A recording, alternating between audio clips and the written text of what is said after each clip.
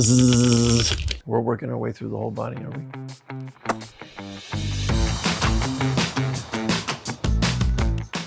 Hi, I'm Noah Wyle, and I'm going to be answering some questions while playing Operation.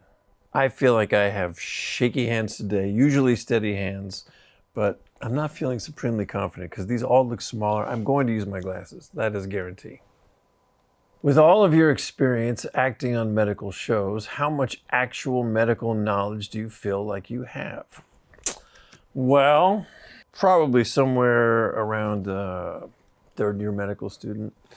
I mean, theoretical knowledge and practical knowledge are two totally different things. By the way, I'm supposed to take out the brain freeze from his brain, which I have now done successfully. I have been asked to weigh in on a couple of different ailments, but I think it's more of a conversation icebreaker than it is actual curiosity. Or I hope nobody really thinks I can help them. Sat's at 94. Give me a second. Until you rest? Down to 89. Wait, I've got it. Sat's coming up. I think you have to understand at least most of what you're saying, so I try to make sure I know what I'm talking about when I say it. Fans love watching Dr. John Carter's journey on ER over the seasons. Was there a particular episode that you felt really captured the essence of your character? I'm always sentimental about the pilot just because it began the whole experience. I've always felt that the Africa storyline that he was engaged in was revelatory about his character. There was an episode called Makemba, where I met Tandy Newton's character in Africa, that I felt like that was Carter at his best. Take out the Adam's apple. I went from 22 years old to 37 years old. I was single with a cat and a ficus in an apartment, and I left married with 2 children. It was the most informative experience of my life. I definitely grew up, and everybody got to watch me do it. Jeez Louise, this thing is in there. Oh, there, that's what I want. I want the stem. I was trying to take it out from the thick part. Okay. Oh, shit. Oh, shit. What the fuck? Can you swear on Variety? All right, it's out. It's out. He'll never talk again, but the damn Adam's apple's out. We're working our way through the whole body, are we? Okay. You left ER at the end of season 11, coming back for some guest spots in the finale. What was the main decision for you behind leaving the show? The birth of my son, November 9th, 2002, was the first time on set that I was really interested in being anywhere other than on set. And so I left, but referred to it as a divorce with visitation rights. I left a few episodes in the balance to keep my hand in and to be part of the final narrative, which John Wells always maintained was a nice bookend to have Carter be part of, since the pilot was his first day in the hospital. To have him come back and to be chief attending was a really nice sort of beat of closure. The heart. Straight to the heart. There it is. Zzz. Zzz. Zzz. Taken out. Oh, I just dropped it in the Adam's apple. That's terrible. Okay, I've successfully removed the heart from the Adam's apple. Has there ever been a scene that you were grossed out by on ER or the Pitt? I once famously had to give mouth-to-mouth resuscitation to a German Shepherd on ER. Can we hurry this up, please? IV goes in what day? Sucking the end of a wet dog nose, take after take.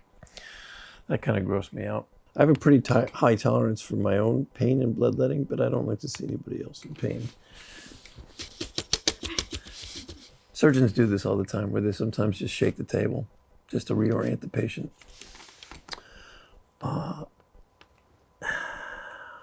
This is gonna take me a sec. Don't mind that snapping sound. That's perfectly natural. I'm now gonna rotate counterclockwise. Oh, I almost had it. I feel like a real doctor all the time. That's just the pure delusion. Okay. I don't know. I smell a malpractice suit coming my way. If you had to operate on someone, what do you think would be the easiest operation to perform?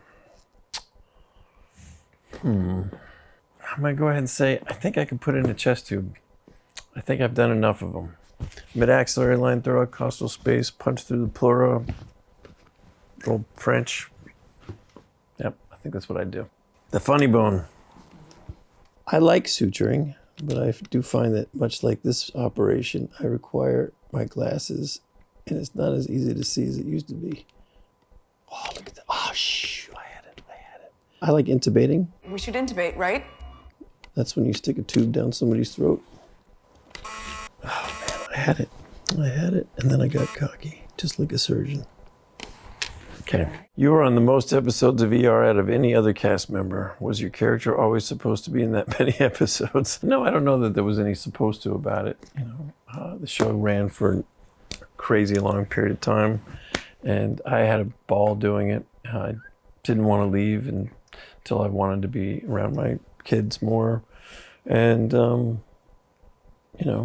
after a certain point in time, it was just a wonderful place to be. Spare rib? Oh, the spare rib. Oh, I don't even see it in there. All right, there it is. Get in. What was it like working with George Clooney? It's a triggering question, apparently. He was great. He was a lovely compatriot, a lovely colleague. Taught me a lot. I learned a lot from him. Still learn a lot from him. I think it's very brave what he's doing going on Broadway right now. Have you become more or less a hypochondriac since doing medical shows? I'm not much of a hypochondriac. I'm not a very good patient. I think I'm dying every time. I guess that is a hypochondriac. Every time I'm sick, I think I'm dying. But I don't think I'm dying all the time. I don't pay attention to all my ailments, but when I do get sick, even a common head cold feels terminal to me. People are saying that the Pitt is a very accurate representation of the medical field. Do you have real doctors on set and in the writer's room to advise? We do. One of our secret weapons on this show is a man named Dr. Joe Sachs, who was technical advisor on ER and also a writer on ER. He's a board certified ER doctor who still practices, and he is both on our writing staff and frequently on set. We also have 3 rotating ER doctors who serve as technical advisors on every episode. We have real ER trauma nurses that are working in the background. We have real lab techs working in the background, and several of our actors who play nurses also are nurses. We've got tons of experts around to make sure that this is as accurate as we can make it. Best feedback is, that looks great. More common is, hey, your stethoscope's in backwards. Writer's cramp. Oh, yeah. Oh, shoot. Oh, man. Okay. How much has changed in the medical field since starting ER in 1994 to now? What's the biggest difference? The biggest difference is in 1994, there were about 40 million Americans without health insurance who were using ERs as their primary source of health care. That's doubled now. We have a nationwide nursing shortage, and we have a national boarding crisis. They used to have it tough. Now they've got it almost impossibly tough. We very quickly thought to ourselves, what didn't we do in the old days that would be relevant now? And within 10 minutes, we had 25 things on the board that we never did 15 years ago, whether it's mass shootings or fentanyl or trans rights. These weren't in our lexicon 15 years ago. So it was incumbent upon us to find the stories in them. The breadbasket. I don't want to sound cocky, but I think I'm going to nail this one. Having the entire season of The Pitt take place in one day was eye-opening. What inspired that choice? That was Scott Gemmell, our executive producer and showrunner's idea. And it was arrived at because we were trying to figure out how to create a sense of urgency and immediacy and pressure in the same cinematic language that we used to employ on ER without repeating ourselves. So we were trying not to have to rely on long, uninterrupted Steadicam takes. A 24-hour ticking clock suddenly gives you this aggregate sense of tension and fatigue, like a pressure cooker where you're adding temperature and ingredients and over time until the whole thing just blows. Charlie Horse.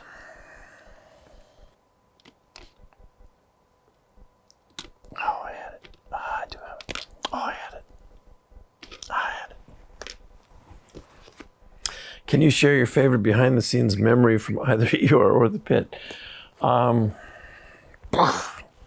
The There was a lovely moment here on this set when they first cut the first trailer together, and nobody here had seen a frame of what we were doing yet. And we put the trailer on all the monitors around the central area over there. You could just feel the excitement and the ripples of sort of like, wow, this could be really good. This is a tricky one. Barely wider than the diet. See, I'm just gonna yank it out because I want to go home. Like a lot of doctors. I'm just gonna say, nurse, close that for me. Do you hope the Pitt also runs for 15 seasons like ER? Where would you like to see your character go? Well, if it goes 15 seasons, I'm pretty much sure where that character is gonna go.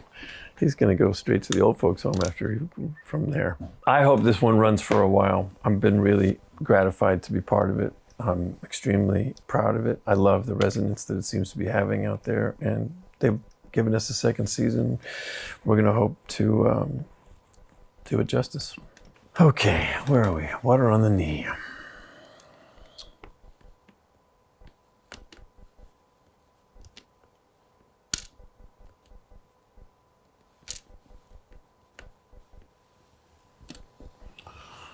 Just for fun, I did that one lefty. If your character had to pick a theme song for performing surgery, what would it be? I would say, given the circumstances, Alice Cooper's Welcome to My Breakdown sounds pretty appropriate. Welcome to my breakdown. Or Another One Bites the Dust. Is that what we were looking for? I Will Survive by Gloria Gaynor. That's pretty strong for surgery song. Help by the Beatles. Et voila. This is the hard part where I've got to go talk to the family. Never gets any easier. We tried. We used all of our capabilities, all the resources at our disposal, but his injuries were too severe. And I'm afraid we lost him in the breadbasket.